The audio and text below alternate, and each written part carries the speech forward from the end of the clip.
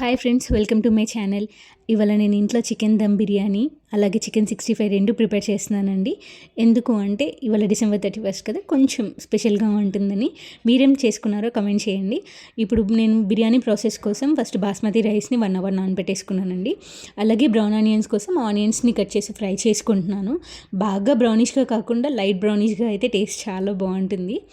Brown onions పక్కన పెట్టేసుకొని ఇప్పుడు చికెన్ని బాగా వాష్ చేసుకొని అందులో కొత్తిమీర, పుదీనా, అప్పుడే దంచి పెట్టుకున్న అల్లం వెల్లుల్లిగడ్డ పేస్ట్, టేస్ట్కి తగ్గట్టుగా కారం, ధనియాల పొడి, అలాగే టేస్ట్కి తగ్గట్టుగా ఉప్పు వేసుకోవాలండి.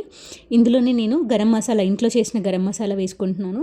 అలాగే బిర్యానీ మసాలాలు కూడా వేసుకోవాలండి.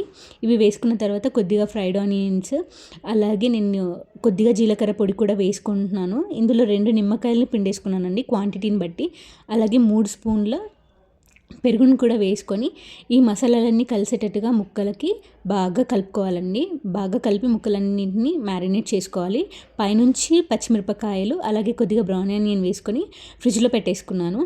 ఈ మ్యారినేషన్ అయిపోయిందండి. ఇప్పుడు గిన్నెలో ఆయిల్, కొద్దిగా నెయ్యి వేసుకొని మనం మ్యారినేట్ చేసుకున్న చికెన్ని ఇందులో వేసుకోవాలండి. చికెన్ని ఎవ్రీ 5 మినిట్స్కి ఒకసారి కలుపుతూ ఉండాలి. మీడియం ఫ్లేమ్లోనే ఉడికించుకోవాలండి. హై ఫ్లేమ్ పెడితే కింద మాడిపోతుంది. సో ఎవ్రీ 5 మినిట్స్కి ఒకసారి కలుపుతూ ఉండాలి.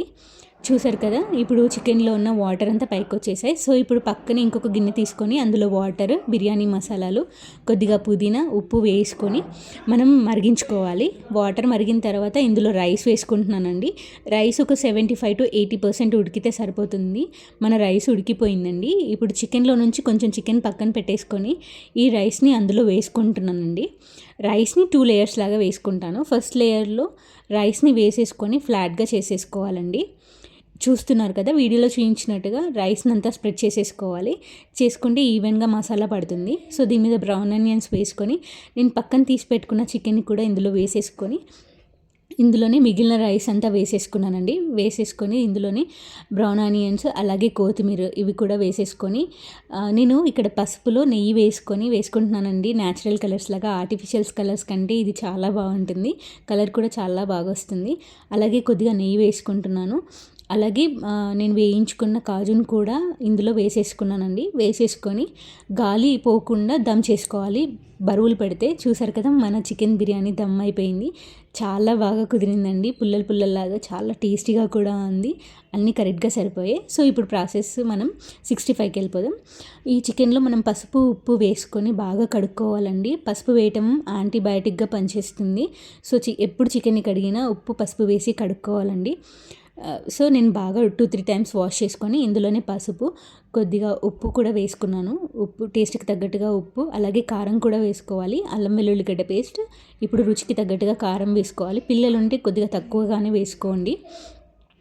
సో కారం వేసుకున్న తర్వాత ఇందులో కొద్దిగా ఒక చిన్న నిమ్మకాయ పిండి పెట్టుకున్నానండి. అలాగే ఒక ఎగ్, కొద్దిగా కార్న్ఫ్లోర్ వేసుకున్నాను. ఇవి 2 బైండింగ్కి బాగా పనిచేస్తాయి. మసాలాలన్నీ విడిపోకుండా బాగా పనిచేస్తాయి. నేను కొద్దిగా ఆయిల్ వేసుకొని మసాలాలన్నీ కలిసేటట్టుగా, ముక్కకి కలిపేటట్టుగా, పట్టేటట్టుగా నేను కలుపుకున్నానండి. కలుపుకొని మీకు ఎంత వీలైతే అంతసేపు మ్యారినేట్ చేయండి.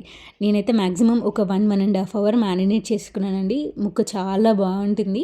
లోపల కూడా చాలా బాగా కుక్ అవుతుంది. మన మ్యారినేషన్ అయిపోయింది. ఇప్పుడు ఆయిల్ని మీడియం ఫ్లేమ్లోనే కాగించుకొని ముక్కలన్నీ విడివిడిగా వేసుకోవాలండి. వేసుకున్న తర్వాత ఒక 5 మినిట్స్ ఉంచాలి. అలా ఉంచిన తర్వాత సెకండ్ సైడ్కి కూడా ఫ్లిప్ చేసుకోవాలి. చూసారు కదా, నేను మీడియం ఫ్లేమ్లోనే వాటిని వేయించుకుంటున్నాను.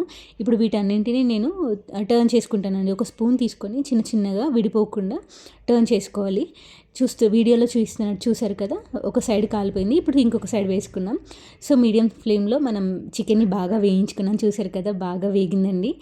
ఇప్పుడు మనం సెకండ్ వాయి కూడా వేసుకుందామండి. నేను చికెన్ అంతా వేసేస్తున్నాను. ఇప్పుడు సెకండ్ కూడా వేసేసాను. ఇవన్నీ మీడియం ఫ్లేమ్లోనే వేయించుకుంటే ఏంటంటే ముక్క లోపలి వరకు ఉడుకుతుందండి. హై ఫ్లేమ్లో అయితే బయట కాలినట్టుగా అనిపిస్తుంది, కానీ లోపల ముక్క అంతా పచ్చిగా ఉంటుంది.